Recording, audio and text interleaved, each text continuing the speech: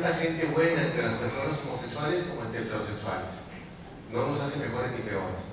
El lobby gay sí es un grupo de gentes que está atacando los cimientos de la fe, de las costumbres, de la forma de vida, de los valores de las familias mexicanas.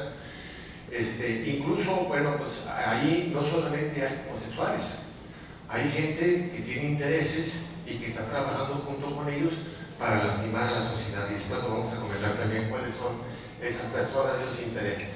Bueno, regresando aquí al matrimonio homosexual, un día me entrevistaba de Torreón, era precisamente un conductor de una cadena de televisión, y me decía, pues apenas me estaba sentando y yo andaba promoviendo la reforma del artículo 4, y resulta que la primera pregunta no fue sobre el artículo 4, sino, ¿y usted qué piensa de los matrimonios homosexuales? Y ay, hijo, y yo digo, ¿qué es eso, oiga? Y el tipo se sacó de una, ¿no? Pues los matrimonios homosexuales. Digo, ¿pero qué es eso? Sí, señor Dado, es que pues los matrimonios homosexuales. Dije, a ver, ¿ha visto usted alguna vez una hemorragia de agua? Sí. Me dice, no, pues no. ¿Y si ha comido alguna vez una barbacoa de lechuga?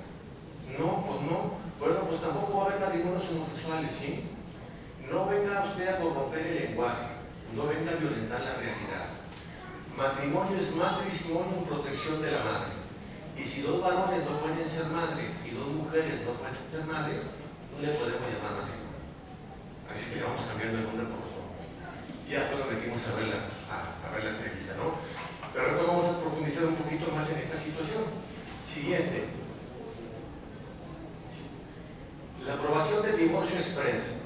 Pues bueno, con esta decisión de la Corte, ¿verdad? Ya es un hecho en que además el presidente quiere integrar en un código civil federal, significa que el matrimonio no es desechable, ¿verdad? O sea, es una cosa que uses y tires. Porque resulta que te puedes divorciar sin tener que preguntarle a tu esposa o a tu esposo, ¿verdad? Simplemente vas con un abogado, le pagas 8,000 pesos, dependiendo, hay como que te cobran 6, te permite que pagues abonos de 500 pesos mensuales, ¿sí? Y en 15 días, 30 días, ya estás divorciado. Entonces te va a llegar de repente, señor Nabucco, pues dice que usted ya no está casado. ¿Cómo no, Carmen? Si estoy casado. No, ya no tiene esposa. ¿Cómo no? Sí, pero pues ya no, Carmen, ¿verdad? Fíjese que su esposa se fue. ¿Cómo? Sí, mira, aquí está el acta de divorcio. Pero a mí nunca me avisaron, pues no es necesario. Es el único contrato en este país, no sé si en el mundo, que se hace entre dos personas y se rompe con una. ¿Sí? No puede ser posible que hagas un contrato entre dos personas y luego lo tumbe una de ellas nada más, ¿no? Yo que me quiero imaginar en un equipo de fútbol, ¿no? Que contratan a un jugador y de repente a mitad de temporada dice, oye, ¿sabes qué? Ya me voy a otro equipo. ¿Cómo que ya te vas? No, espérate, tienes un contrato. No termino con ese contrato, ahí nos vemos. No, pues por lo pronto le ponen un multón al jugador, ¿verdad? No se puede ir, no puede acabar con ese contrato, porque fueron dos partes que hicieron el acuerdo, el equipo y el jugador. No se puede acabar por una sola de las partes si no hay una penalización. Ya, ¿verdad? Si está dispuesto a pagar la multa, pues bueno, pues entrale, ¿verdad? Entonces, pero el matrimonio sí, mira, tú solito ve y termina, despedaza. ¿Sí? Seguimos. Aprobar la adopción homosexual. Aquí hay que ver claramente que la ley no puede otorgar lo que la naturaleza ha negado. ¿Sí? Si dos hombres no pueden ser padres, no pueden ser madres, si dos mujeres no pueden ser madres, la ley no puede venir a otorgarles unos hijos. Y entonces me van a decir, oye, ¿y qué pasa con las parejas estériles? O sea, las personas que no pueden procrear, que quieren adoptar. Digo, es que hay una gran diferencia entre las personas que tienen la función reproductiva y está dañada, a aquellas que ni siquiera tienen la función reproductiva. ¿Sí? Estas personas no tienen la capacidad de reproducirse. Las otras personas sí tienen la capacidad reproductiva y hay algo que no funciona. Y entonces, bueno, por eso le da la oportunidad de adoptar. La oportunidad, no derecho. Lo vamos a ver un ratito. Seguimos. La educación sexual integral, ¿no? Enseñanza adoptiva infantil desde kinder. ¿sí? Estos libros ya están en las escuelas, pero son viejos. Son libros que metieron desde el 2010. O sea que ustedes no pueden confiar ya en ningún partido político. ¿Sí? No hay un partido político que tenga una bandera clara sobre el matrimonio y la familia, más que tenga valores morales. Tienen que fijarse en los candidatos. En uno de los videos que ustedes pueden haber visto sobre mi persona, yo hablo, era cuando promovíamos el voto de castigo contra el PRI. Y después varios priistas me reclaman, me dicen, oye, pero si yo siempre he sido pro familia, además la presidenta de la Comisión de la Familia del Senado es priista. Y es una mujer apasionada, ella es cristiana y está comprometida con este tema. Y me decía, oye, pues si yo soy la presidenta de la Comisión de la Familia y estoy metida, digo, mira, pues es que no podíamos discriminar, no podemos decir, pues mira, estos priistas sí y estos priistas no. Teníamos 2 semanas realmente para generar una reacción importante del público en contra de la iniciativa del presidente y dijimos, la oportunidad es las elecciones castigando al partido del presidente, ya que el partido sale con su presidente, ¿verdad? Y afortunadamente funcionó, el país reaccionó y lo que empezó con simples bloqueos a las oficinas del partido se convirtió en un voto de castigo, que no digo que sea lo único que haya funcionado, ¿verdad? Pero que les dimos el empujoncito, ¿sí? Y es la primera vez en la historia que el PRI gobierna tan pocos mexicanos. Es la vez que menos mexicanos gobiernan en toda su historia el Partido Revolucionario Institucional. Pero, por ejemplo, hablan de estos libros, del erotismo infantil, siempre lo decía, pero me regresaba porque esto lo metió Felipe Calderón y Margarita Zavala, caray. Oye, Margarita Zavala que se dice pro familia y que cuidado, cuidado. No, o sea, no son gente de confiar. Hay que ver a los candidatos, los partidos no. Entonces, aquí, como yo digo, erotismo infantil en preescolar. ¿Alguno de ustedes llevó clase de erotismo infantil en el prepa? ¿No llevaron? ¿Y en carrera? ¿Tampoco? Oigan, qué aburridos, qué bárbaros, Fíjense, nuestros niños ahora la ven en kinder, caray, ¿no? Erotismo infantil en kinder. ¿Sí? Nada más para que vean la capacidad de perversión de los gobernantes que tenemos. Siguiente. El consentimiento sexual para menores de 12 años. Caramba, no pueden comprarse una cerveza, no pueden comprarse un cigarro, no pueden manejar, no pueden votar, pero ahora resulta que sí pueden otorgarle consentimiento para tener relaciones sexuales con adultos. ¿Sí? Si las mujeres mayores tienen problemas para defenderse de un acoso sexual o un abuso sexual, imagínense una niña de 12 años. Por eso cuando pasaron esta ley, es una iniciativa del presidente que no incluía esto. El presidente presentó una iniciativa de ley que al entrar en el Senado la modifican en el 80%. Yo digo, aquí hay alguien que no sabe, no tiene ni idea de lo que son los derechos de los niños, ¿verdad? O es el presidente o es el Senado. Porque cuando le cambias el 80% a una ley, alguien está desconectado de la realidad. Entonces, cuando pasa esta ley, teníamos que mostrar una postura muy fuerte porque la verdad es que esto es absurdo. Entonces, cuando me entrevista a los medios de comunicación, formamos un bloque como el que estamos formando ahorita, el Frente Nacional por la Familia, no le llamamos frente, todavía no le pusimos una identidad única, ¿no? Sino que nos reunimos para expresarnos. Y cuando me entrevistan, yo pues soy muy directo y a veces soy muy tajante, ¿no? A mí me dicen, oiga, ¿y usted qué opina? Digo, mira, pues es que para mí esta ley realmente parece haber sido hecha más bien por un grupo de pervertidos que pues lo dan el Senado de la República. Bueno, pues quiero que sepan que uno de los líderes nacionales de una organización pro familia me dice, ¿cómo es posible que les hayan visto pervertidos a los senadores? ¿Sí? Digo, mira, cuando un tipo de 40 o 50 años viene y me dice que él tiene derecho a tener sexo con una niña de 12, yo a ese tipo le voy a decir que está enfermo, que es un pervertido, así sea el presidente de la República. Ay, pues nosotros nos salimos. Se salieron del grupo porque les dije pervertidos a los senadores porque promovieron esta ley. Ellos hicieron sus propias ruedas de prensa, pero para que vean cómo tenemos la situación en esta lucha. Siguiente. El cambio de sexo. No existe el cambio de sexo. Nadie puede cambiar de sexo. Es imposible cambiar de sexo. Aquí tenemos a Bruce Jenner, y aquí tenemos el padrastro de las Kardashians, y aquí tenemos a Bruce Jenner, el padrastro de las Kardashians. Aquí se cambió la carrocería. Tiene el mismo chasis, ¿no? Pero se cambió la carrocería. O sea, el tipo se disfrazó de mujer a través de cirugías estéticas, a base de hormonas, a base de silicones, pero sigue siendo un disfraz. Un disfraz difícil de cambiar, pero al final de cuentas es un disfraz.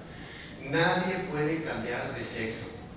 Incluso, si ustedes se meten a la página de la Organización Mundial de la Salud, que es uno de los organismos internacionales pertenecientes a la ONU, y buscan el catálogo de enfermedades, se van a encontrar que el ser transexual, o ser transvesti, o ser transgénero, es una enfermedad que requiere tratamiento médico.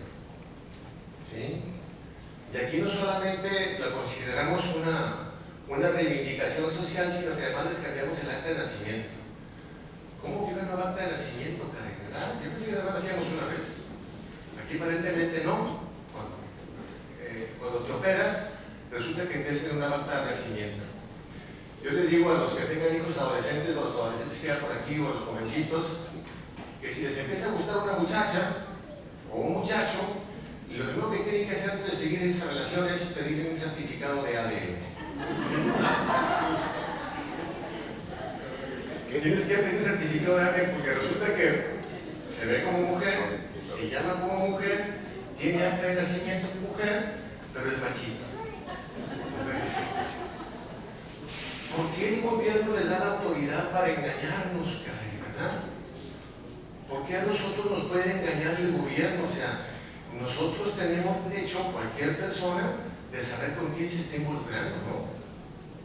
No vale que a través de disfraces nos hagan caer en un engaño y pensemos que estamos llevando una relación diferente a lo que realmente es.